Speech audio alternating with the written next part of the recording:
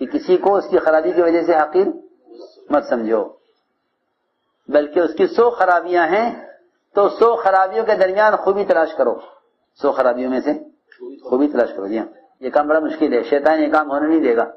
اس وقت شیطانی کوشش یہ ہے کہ سب کے اندر خرابیاں تلاش کرو. سمجھتے تھے کہ یہ کام چمن کی طرح ہے، یہ دعوت کا کام. سنو عجیب بات ہے اس کی، مطلب کہ دعوت کا کام چمن کی طرح ہے. اس میں داخل ہونے والوں کی 2 قسمیں ہیں، اس میں داخل ہونے والوں کی 2 قسمیں ہیں. ایک قسم تو وہ ہے جس میں داخل ہوگی شہد کی مکھی بن کر. کیا بن کر؟ شہد کی مکھی. اس کو کوئی پرواہ نہیں ہے کہ کس درخت کے نیچے گندگی ہے، کہاں کھاد پڑی ہوئی ہے، کہاں بدبو ہے.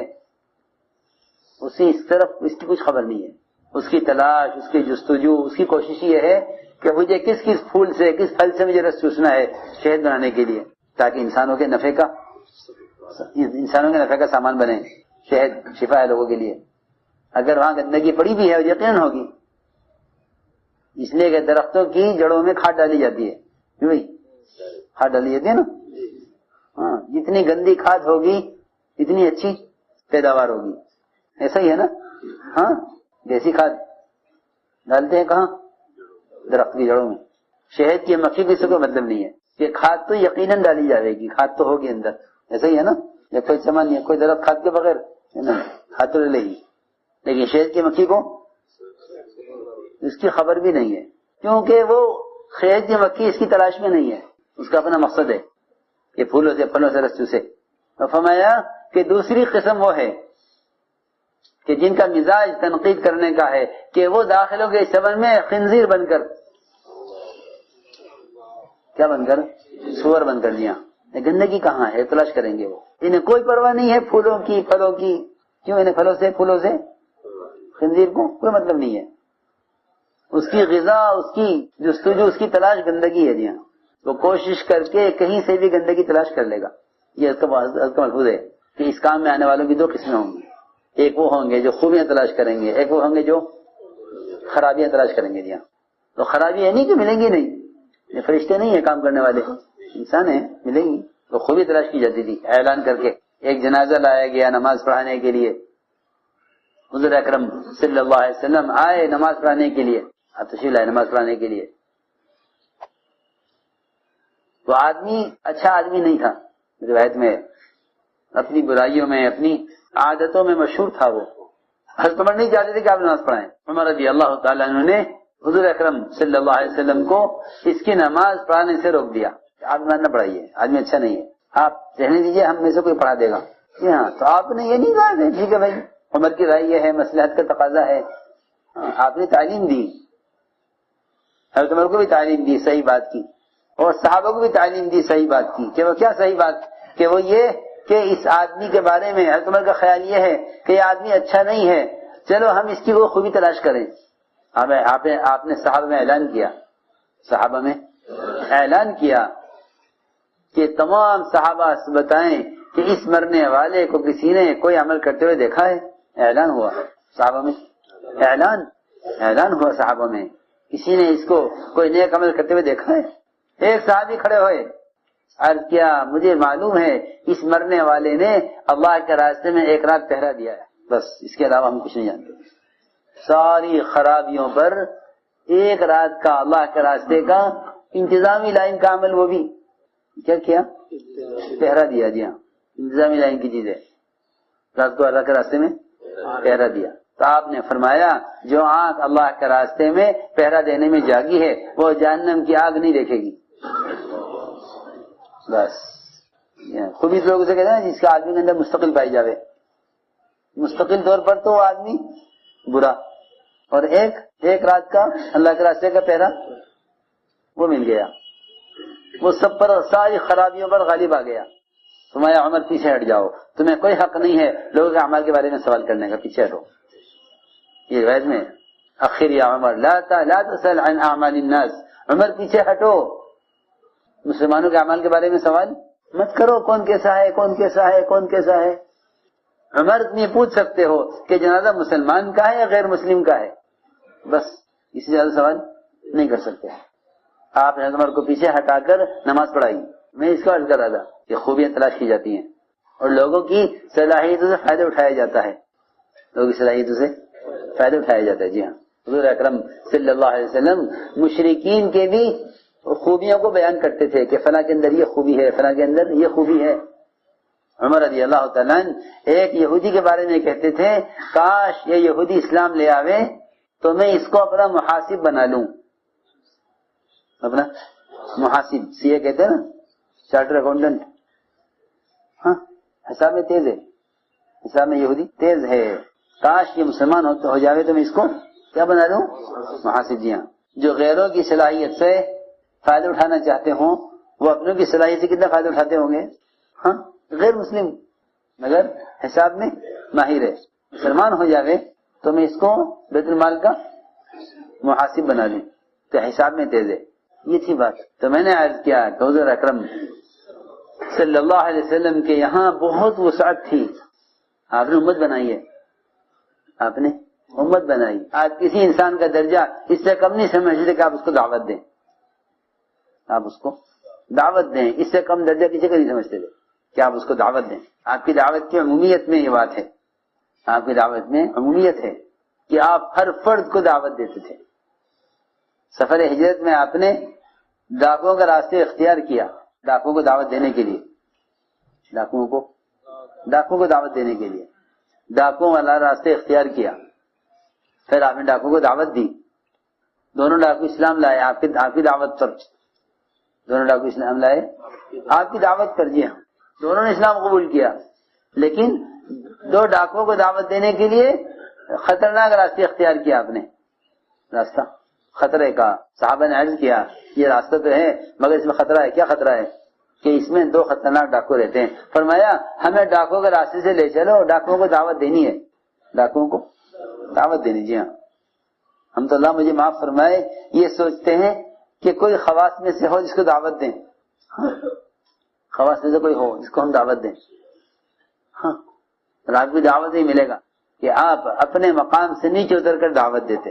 مقام سے نیچے اتر کر ڈاکو کو آپ نے دعوت دی. دونوں نے اسلام قبول کیا. اس لیے آپ کسی انسان کا درجہ اس سے کم نہیں سمجھتے تھے کہ آپ اس کو دعوت دیں. اس لیے انفرادی دعوت اصل ہے، انفرادی دعوت اصل ہے کہ اصل انفرادی دعوت ہے کہ انفرادی دعوت میں داعی کی ترقی ہے اور مدعو کی ہدایت ہے. مدعو کے لیے ہدایت ہے، داعی کے لیے ترقی ہے. کہ جب تک انفرادی دعوت کو اصل سمجھتے رہو گے ہر طرح کے فتنے سے بچو گے. ہر طرح کے فتنوں سے بچو گے. کیونکہ اللہ تعالیٰ کی غیبی نصرتیں سب سے زیادہ انفرادی دعوت پر اترتی ہیں. غیبی نصرت کہتے ہیں ایسے واقعات کا پیش آنا جس سے غیر اسلام قبول کرنے میں مجبور ہو جائیں، اس کو کہتے ہیں غیبی نصرت. غیبی نصرت کے دو رخ ہیں. ایک رخ تو یہ ہے کہ ایسے حالات پیش آئیں کہ غیر اسلام قبول کرنے پر مجبور ہو جائیں. دوسری بات یہ ہے کہ غیبی نصرت کا مطلب یہ ہے کہ اللہ رب العزت ظاہر نقشوں کے خلاف مدد فرمائیں ایمان والوں کی. لیکن یہ دونوں نصرت کی شکلیں انفرادی دعوت کے ساتھ ہیں. تو حضور اکرم صلی اللہ علیہ وسلم ایک سفر میں تھے صحابہ کے ساتھ. آپ نے ایک شخص کو دیکھا راستے سے گزرتے ہوئے. آپ نے آگے بڑھ کر دعوت دی. فرمایا کہاں جا رہے ہو؟ اس نے کہا اپنے گھر جا رہا ہوں. آپ نے فرمایا کہ تمہیں اس بات کی گواہی دو گے کہ اللہ ایک ہے، میں اللہ کا رسول ہوں. اس نے فوراً کہا کہ آپ کی اس بات پر گواہ کون ہے؟ گواہ کون ہے؟ کون گواہی دے گا؟ آپ نے فرمایا کہ اس وادی کے کنارے پر جو درخت کھڑا ہوا ہے یہ گواہی دے گا کہ میں اللہ کا رسول ہوں. گواہی کون دے گا؟ درخت گواہی دے گا. یہ درخت گواہی دے گا کہ میں اللہ کا رسول ہوں. اور روایت میں ہے کہ درخت وہاں سے زمین پھاڑتا ہوا آیا آپ کے پاس. یہ میں عرض کرنا چاہتا تھا غیبی نصرت انفرادی دعوت بہت اہم عمل ہے. جی ہاں، ہمارے تو گشت ہے نا، ملاقات آج کرنی آج نہیں کرنی، یہ تو ملاقات ہے. حالانکہ دو موقع اللہ تعالیٰ کے سب سے زیادہ اپنے بندے کی طرف متوجہ ہونے کے ہیں. ایک جب آپ عبادت میں ہوں صحابہ کے ساتھ، اور جب آپ دعوت دے رہے ہوں. الذی یراک حین تقوم وتقلبک فی الساجدین. یہ دو موقع دعوت کے اور عبادت کے. یہ دو موقع اللہ تعالیٰ کے سب سے زیادہ متوجہ ہونے کے ہیں آپ کی طرف. یہ تو اللہ تعالیٰ ہر ایک کو ہر وقت دیکھ رہے ہیں، لیکن دو موقع بہت خاص ہیں. دو موقع بہت خاص ہیں. الذی یراک حین تقوم، جب آپ کھڑے ہو کر دعوت دیتے ہیں، اور جب آپ نماز میں ہوتے ہیں صحابہ کے ساتھ. تو میں نے عرض کیا انفرادی دعوت ہمارے صاحب کے اندر اس کی بڑی اہمیت تھی. ہمارے صاحب کے ملفوظات میں چھپا ہوا ہے کہ انفرادی دعوت اتنی اہم ہے کہ کوئی شخص نفل نماز میں مشغول ہے اور کوئی نیا آدمی آ کر جانے لگے تو نماز توڑ کر اس کو روک لے. اگر جانا چاہتا ہے فوراً تو پہلے اس کو دعوت دے پھر نماز پوری کرے. اگر ٹھہرنے والا ہے یہ تو پہلے نماز پوری کر لے پھر اس کو دعوت دے. ہاں ہم ذرا غور کریں، ہماری دکان پر دفتر پر کتنے لوگ آتے ہیں جاتے ہیں، کوئی نہیں. حالانکہ انبیاء علیہ السلام کا کام یہ ہے کہ وہ خطرے میں اور خطروں کے ماحول میں اور تہمتوں کے ماحول میں اور خوف کے ماحول میں دعوت کو نہیں چھوڑتے. دعوت کو نہیں چھوڑتے. جی ہاں، خوف کے ماحول میں، خطرات میں وہ جانتے ہیں کہ دعوت کا چھوٹ جانا، کہ یہ دعوت کا چھوٹ جانا کہ اسباب نجات کا چھوٹ جانا ہے. کیونکہ دعوت اسباب نجات میں سے ہے. اسباب نجات میں سے کیا ہے؟ بلکہ سب سے بنیادی سبب نجات کا دعوت ہے. فلما نسوا ما ذکروا به انجینا الذین ینهون عن السوء. جی ہاں، کہ نہ ماننے والوں پر جب عذاب آئے گا تو صرف دعوت دینے والوں کو نجات ہوگی. سنو، جی ہاں، اگر عذاب آ گیا نہ ماننے والوں پر تو نجات صرف دعوت دینے والوں کو. یہ قرآن کی بات ہے کہ نجات صرف ان کے لیے ہے. فلما نسوا ما ذکروا به انجینا الذین ینهون عن السوء، کہ نہ ماننے والوں پر جو عذاب آئے گا اس عذاب سے وہ لوگ بچیں گے جو دوسروں کو برائی سے روکنے والے تھے. اسی میں نے عرض کیا کہ افرائی دعوت نجات کا بنیادی سبب ہے. افرائی دعوت نجات کا بنیادی سبب ہے. اس لیے انبیاء علیہ السلام کسی حال میں دعوت نہیں چھوڑتے. یوسف علیہ السلام نے جیل میں دعوت چھوڑی نہیں ہے. انہیں بھی حالات ابھی کام کا نہیں ہے. جی ہاں، ابھی کام کا موقع نہیں ہے. وہ جیل میں بھی دعوت چل رہی ہے، حالانکہ تہمت لگی ہوئی ہے، خوف کا ماحول ہے، جیل کی تنگی ہے، لیکن وہ جانتے ہیں، فرماتے تھے کہ ہر حال سے نکلنے کے لیے کام ہے. اگر کسی حال کی وجہ سے کام کو چھوڑ دو گے تو اس سے زیادہ برا حال آئے گا. اس سے بھی زیادہ برا حال آئے گا. جی ہاں، اس لیے افرائی دعوت کا مزاج بناؤ. افرائی دعوت میں داعی کی بہت ترقی ہے. افرائی دعوت میں داعی کی بڑی ترقی ہے. تو یہ دو طرح کی نصرتیں ہیں. اس میں دو طرح کی نصرتیں ہیں. ایک تو یہ میں نے عرض کیا کہ ایسے واقعات پیش آئیں گے جس سے غیر اسلام قبول کرنے پر مجبور ہو جائیں. تو درخت نے گواہی دی اور دیہاتی نے اسلام قبول کر لیا. دوسری بات یہ ہے کہ جتنا بھی باطل ہے اس کے خلاف اللہ تعالی کی جو مددیں آئی ہیں وہ دعوت پر آئی ہیں، محض عبادات پر نہیں. محض عبادات پر نہیں، یہ پکی بات ہے. دعوت عبادت کو جمع کرنے پر ہے نصرت کا وعدہ. نصرت کا وعدہ کس پر ہے؟ دعوت عبادت کو جمع کرنے پر. جی ہاں، ان تنصروا اللہ ینصرکم، اگر تم اللہ کے دین کا مددگار ہو تو اللہ تمہارے مددگار بھی ہیں اور تمہارے قدموں کو جمانے والے ہیں. ویثبت اقدامکم، ان تنصروا اللہ ینصرکم ویثبت اقدامکم، کہ تمہارے قدموں کو جما دیں گے کہ باطل تمہیں تمہارے دین سے ہٹا نہیں سکے گا. یہ داعی ہوتا ہے اپنے دین کی طرف، وہ باطل کا مدعو نہیں ہوا کرتا. یہ اصولی بات ہے. ہمارے اسلاف فرماتے تھے اپنی ذات سے پورے دین پر چلنے والا دیندار ہے، دین کا مددگار نہیں ہے.